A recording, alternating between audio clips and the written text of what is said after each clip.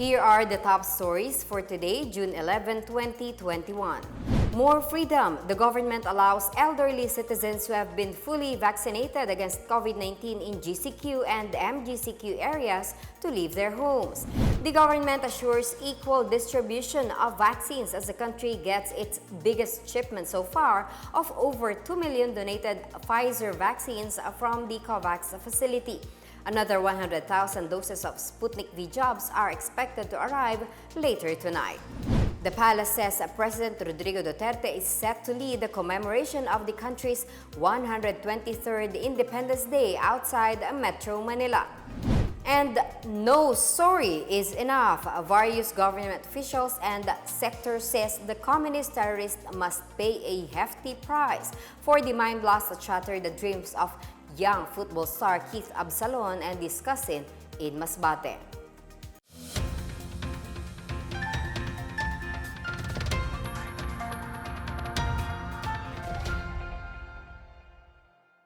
Good day, I'm Marita Muaje. Welcome to the PNA Newsroom.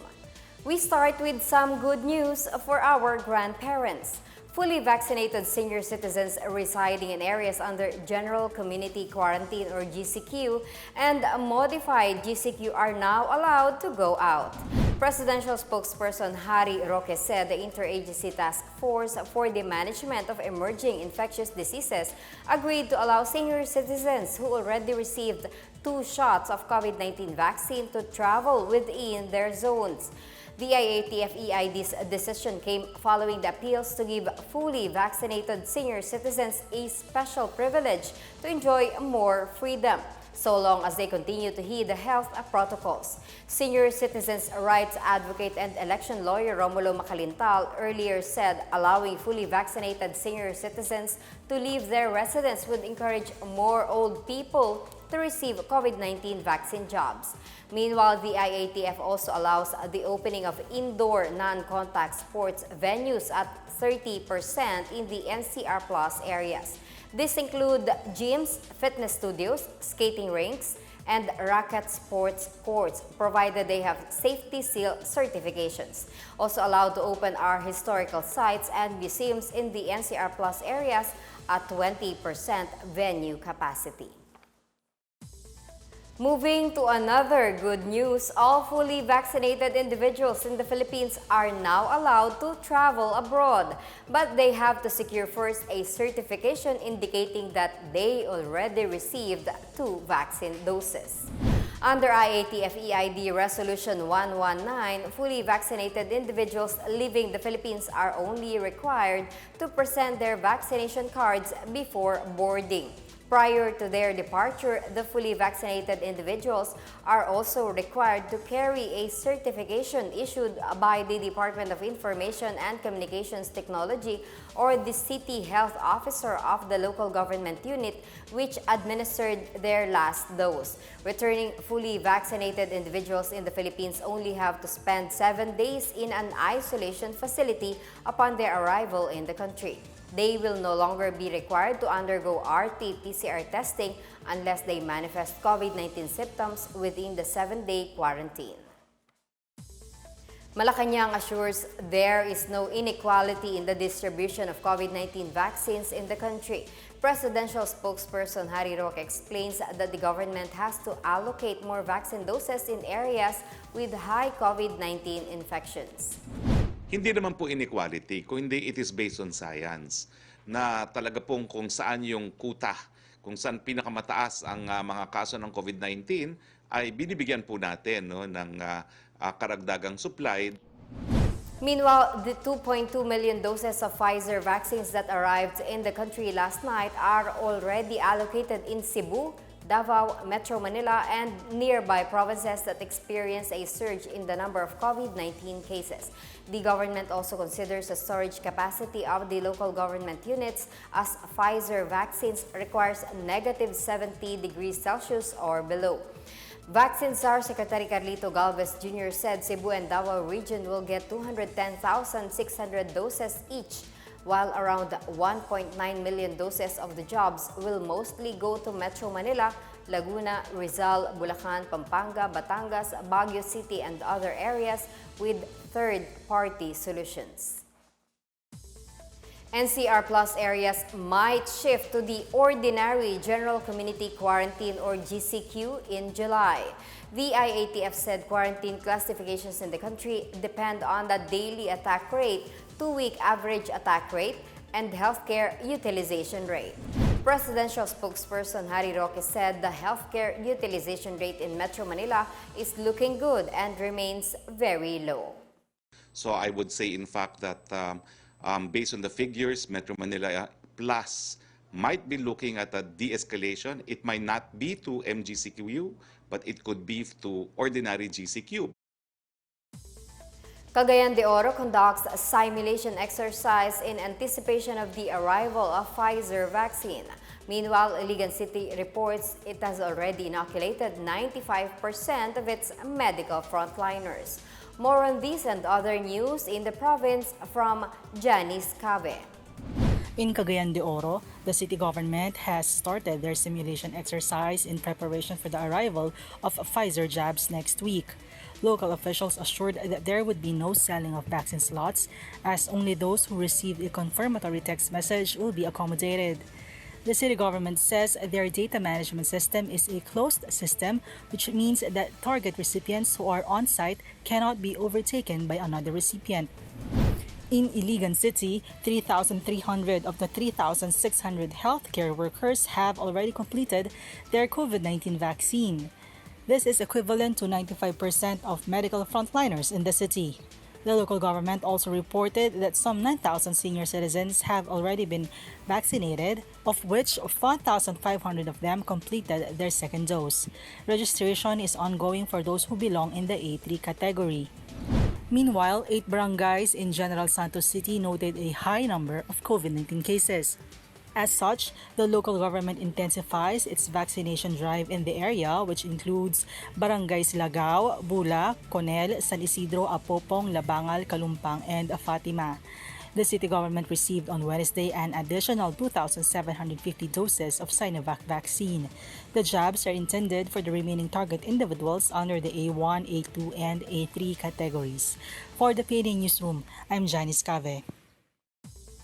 There will be a simultaneous flag raising and wreath-laying ceremonies tomorrow as the country celebrates its 123rd anniversary of the proclamation of Philippine independence. Filipinos observed the Araw ng Kasarinlan or Araw ng Kalayaan every June 12.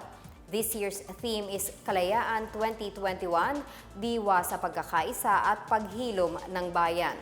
Simultaneous flag raising and wreath-laying ceremonies will be held at the Rizal National Monument in Manila, Pinaglabanan Shrine in San Juan City, Aguinaldo Shrine in Kawit, Cavite, Barasuain Historical Landmark in Malolos, Bulacan, Bonifacio Monument in Caloocan City, Museo ng Kasaysayang Panlipunan ng Pilipinas in Angeles, Pampanga, Mausoleo de los Veteranos de la Revolucion in Manila North Cemetery, Rizal Park in Davao City, Plaza Independencia in Cebu City, and Liberty Shrine in Lapu-Lapu City.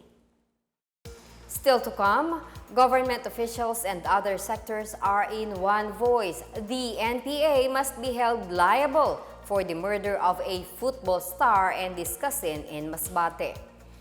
And the Energy Department says recent incidents of power interruptions are not due to a power crisis. Details ahead, this is the PNA Newsroom.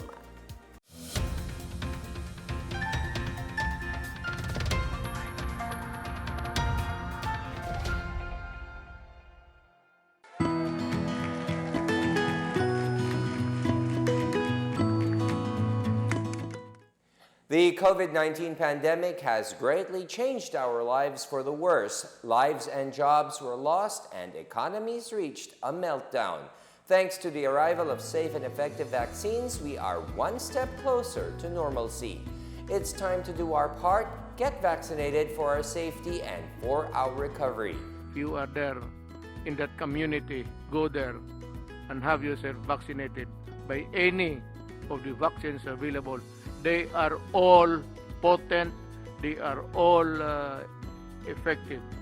I would like to appeal to all our kababayans, please get vaccinated against COVID-19 and be the government partner in preventing further spread of the disease. I encourage you to get vaccinated as soon as possible time.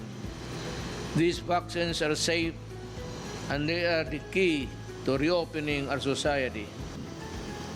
The need for international solidarity and cooperation cannot be made clearer than this pandemic because everyone is safe.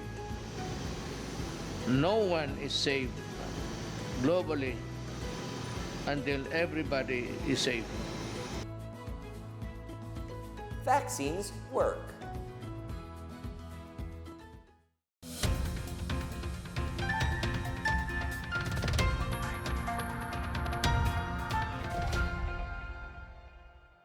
Justice will be served. This is assurance of President Rodrigo Duterte with regards to the death of footballer Keith Absalon and discussing Nolven Absalon in a landmine blast planted by the CPP-NPA in their hometown in Masbate. Presidential spokesperson Harry Roque said the president would make sure that NPA insurgents would pay for the crime they did. Keith and his cousin were riding on a bicycle when a suspected anti-personnel mine planted by NPA guerrillas detonated in Purok 4 in Anas, Masbate City on June 6. The two died while Nolven's son, 16-year-old Crispin Daniel, sustained injuries. Roque said the palace condemns the CPP-NPA's act, which is an international war crime. Narinig po ni Presidente ang hiling at iyak ng pamilya ni Keith ng hustisya, lalo na at nagsabi ang pamilya na binaril ang mga biktima. Nangako ang Pangulo na masusi itong imbestigahan at pagbabayarin ang may sala. Hindi lang pangarap ni Keith ang nagdaho sa kanyang pagkamatay sa kamay ng CPP-NPA, na wala rin ng karangalan na maaari niyang ibigay sa minamahal nating bansang Pilipinas dahil sa pagpatay na ito. Meanwhile, the Absalon family is not accepting any apology or indemnification from the CPP-NPA. This after the rebels expressed their regret over what they call untimely and unnecessary death of Keith and Nolven Absalon. AFP spokesperson Marine Major General Edgar Arevalo confirmed that the apology was rejected by the Absalon family. Unang statement na inilabas nila ay minamaliit nila ang ginawa nilang pagpapasabog at pagpatay dito sa magpinsang Absalon. At sinasabi nila na ito ay 4 months bab lamang. Subalit nakita nila ang indignation, ang ngit-ngit ng sambayan ng Pilipino. At dahil dito, binago nila ang kanilang statement. At sinasabi nila ngayon, sila ay humihingi ng paumanhin. At yan namang paumanhin na yan ay kagyat na tinanggihan ng pamilyang Absalon. At sinasabi nila, hindi dapat magtatapos sa paghingi lamang ng sorry. Meanwhile, the father of the football player has called for a stop to the senseless killings by the terrorist group.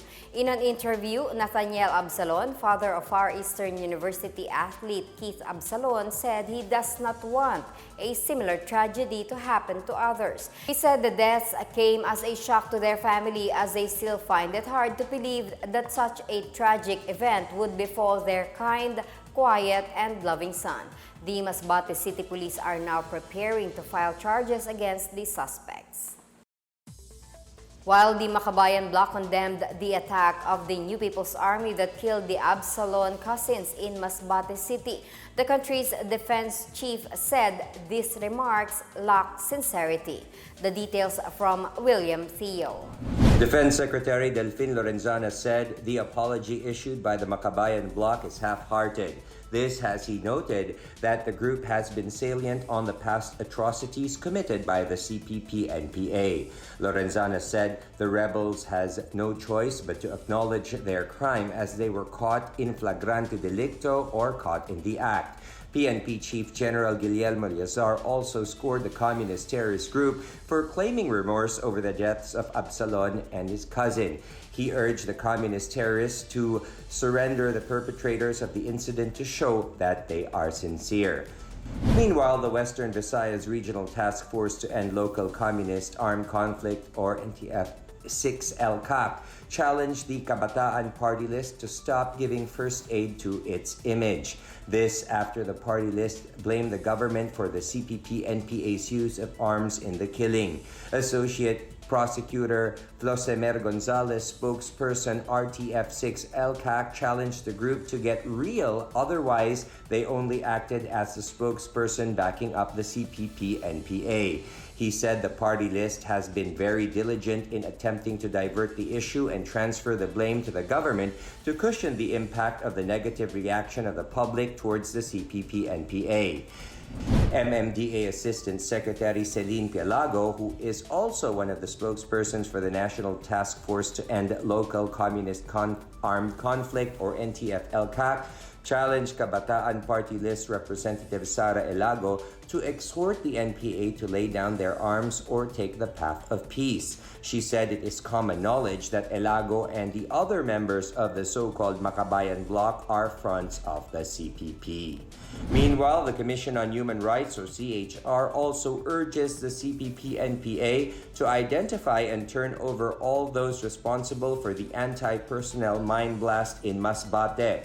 In a statement, the CHR said if the communists were truly serious and sincere about taking accountability of what happened in Masbate, they should surrender those who were liable for the mine blast incident. For the PNA Newsroom, I am William Theo.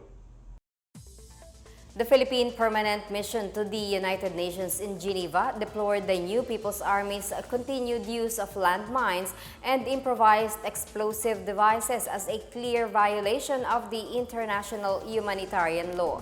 In a tweet, it sought support from UN Human Rights Chief Michelle Bachelet, the International Committee of the Red Cross, and other UN offices.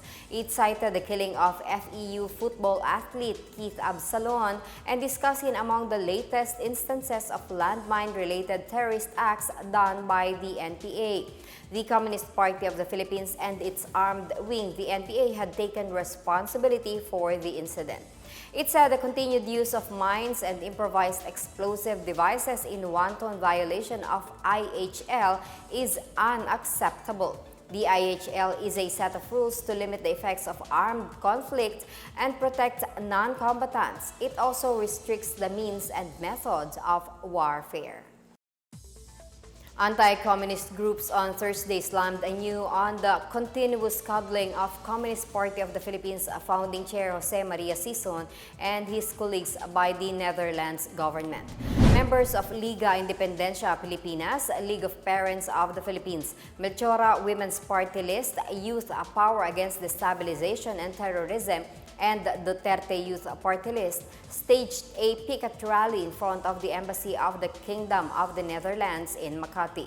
The groups demanded expulsion of Sison and his leaders from the Netherlands and the termination of Sison's asylum status. They said Sison should be held liable for the senseless attacks made by the NPA even amid the pandemic, particularly planting landmines that kill innocent civilians. The groups said the Dutch government can help the Philippines attain justice for CPP, NPA, and NDF victims by sending back Sison and his colleagues. Meanwhile, a National Task Force to End Local Communist Armed Conflict spokesperson Lorraine Abadoy criticized calls by the Makabayan Bloc to remove the 16.44 billion peso budget allocated for the Task Force Anti-Insurgency Program. She said the budget allotted for NTF-LCAC is used to help NPA members who opted to return to the folds of the law. She also accused the Makabayan Bloc of using the murder of football player Keith Absalons to further the goals of the CPP, NPA, NDF by manipulating the government to hold peace talks. Badoy said only genuine peace talks are found at the local levels wherein more than 14,000 former combatants have returned to the folds of the law. The Department of Energy reiterated on Thursday there is no power crisis in the country following the 3-day rotational brownouts in some parts of Luzon last week.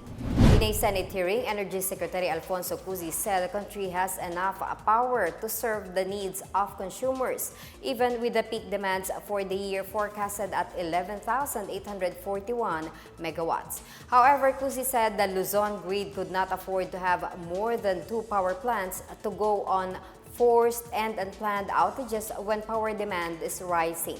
4 power plants were offline from May 31 to June 2, the same period when the Luzon grid experienced the rotational brownouts. Cusi attributed the outages to the non-compliance of the National Grid Corporation of the Philippines, or NGCP, to secure firm ancillary services contracts that will serve as power reserves when plants went on outages. Meantime, Cusi proposed to the Senate to allow the national government to participate in the power sector, particularly in securing reserve capacity for the country. Cusi said this initiative aims to complement the power supply of energy companies and not compete with the private sector. He added the Philippines is also the only country in Southeast Asia that has given the system operation to the private sector. He said this will also solve the continuing non-compliance of the NGCP to secure the required firm ancillary service contracts.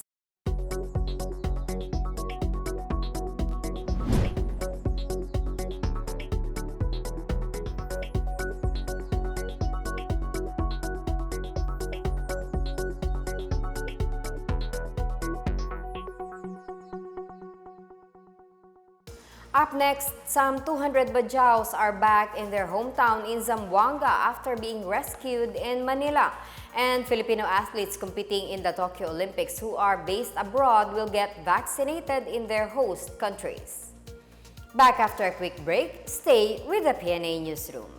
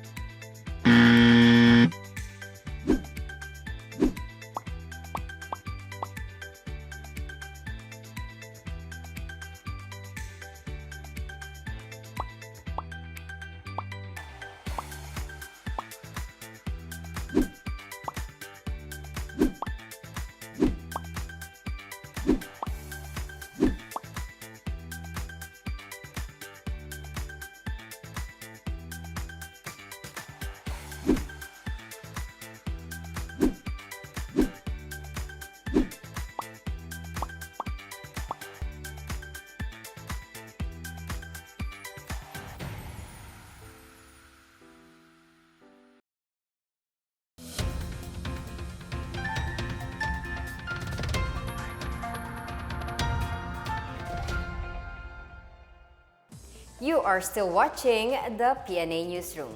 The Department of Social Welfare and Development has helped 232 of the 303 members of the Badyao tribe rescued from still unidentified human trafficking groups in Manila on June 4 in returning home to Zamboanga City. The Badyaos arrived home via ferry on Wednesday.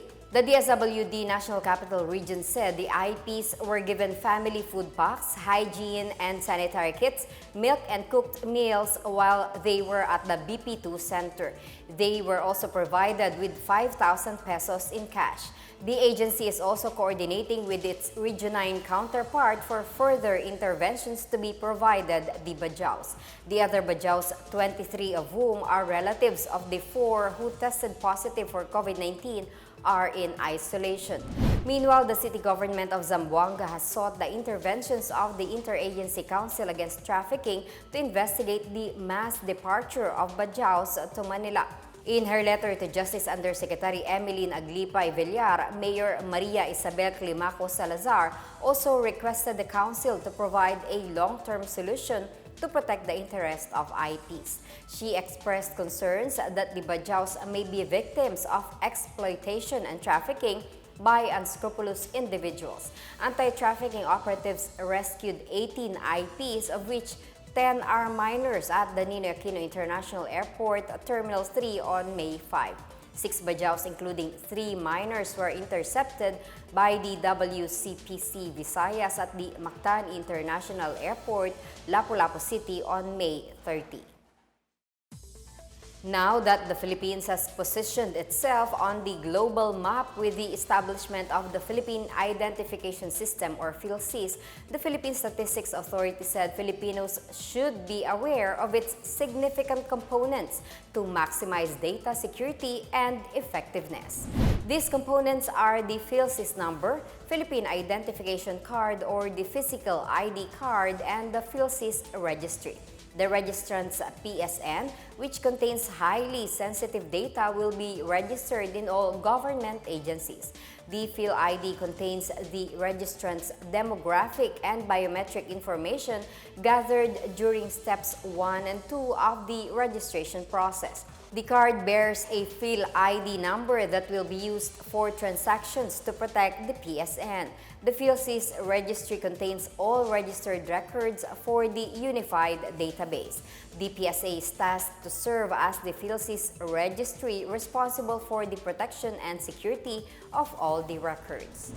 In other news, almost 280,000 residents of Albay have completed inputting their biometric information as part of the second phase of the PhilSys registration. PSA Albay spokesperson Cross Dory Lee said the Step 2 registration in the province is still ongoing despite the pull-out of some registration kits. Lee noted that despite the pandemic, many Albayanos go to the centers to avail of the national ID. Meantime, their office is encouraging government offices and private institutions with 60 and above number of employees to avail of their institutional registration. In sports, the Philippines Tokyo Olympics bound athletes who are training abroad are assured to get their COVID-19 vaccines in their host countries. Philippine Olympic Committee President Bambol Tolentino said Malaysia assured that weightlifter Heidelin Diaz and her team will get their second dose of the vaccine. Japanese sports officials also guaranteed the inoculation of gymnast Carlos Yulo and his Japanese coach Munihiro Kugimiya. The boxers, particularly Olympic qualifiers Irish Magno, Nesty Petesio, and Carlo Paalam, will get their shots at their Thailand and training camp. Also getting their vaccines while abroad are boxers Rogen Ladon, Ian Clark Bautista, James Palicte, Marjon Pianyar, Risa Pascuit, and Ira Villegas, and coaches Donald Abnet, Nolito Boy Velasco, Ronald Chavez, Elmer Pamisa, and Reynaldo Galido. Over 800 more athletes and coaches which are not on the Hanoi SEA Games program are now in the POC Interagency Task Force and Manila Vaccination Program. 2 coffee grower associations in Negros Occidental showed they could make it big amid the pandemic. The Minoyan Murcia Marginal Coffee Growers or M3CG in Murcia Town and the Tongo Integrated Farmers Association from Himamaylan City obtained a fine coffee grade for Robusta beans in the recent 2021 Philippine Coffee Quality Competition. The Bulalakaw Kaluoy Tula-Tula Sikap Organization of Sibalom Antique also earned a fine grade assessment. Jairus Sirue, the coffee coordinator of DA Western Visayas High Value Crops Development Program, said the notable performance of these coffee producers is a milestone in the region's coffee industry. He attributed these accomplishments to improved practices such as selective harvesting and proper post-harvest drying methods, dehulling, and sorting of coffee beans. He said the farmers can now expand their market chains and direct the price of their specialty-grade coffee beans. The PCQC seeks to identify the best specialty coffee in the Philippines and aims to motivate producers to improve their coffee quality and market access.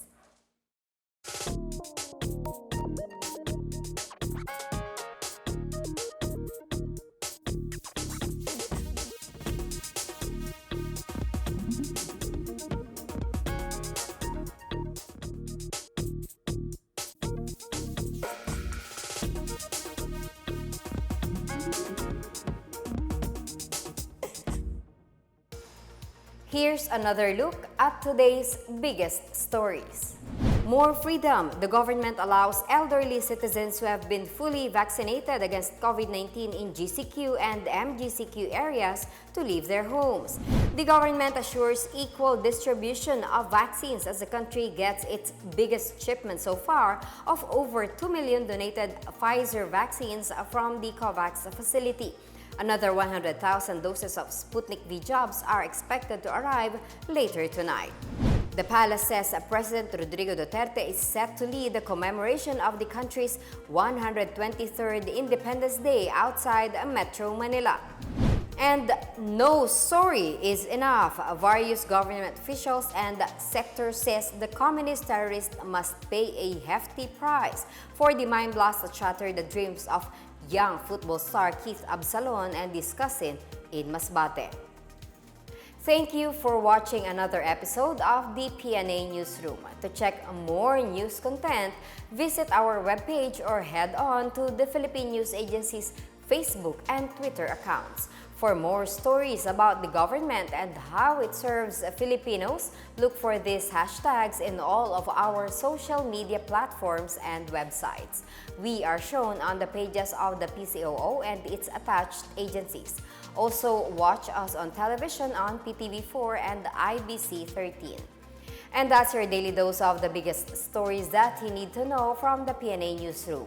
We tell stories that inspire change. I'm Marita Muaje. Have a good day.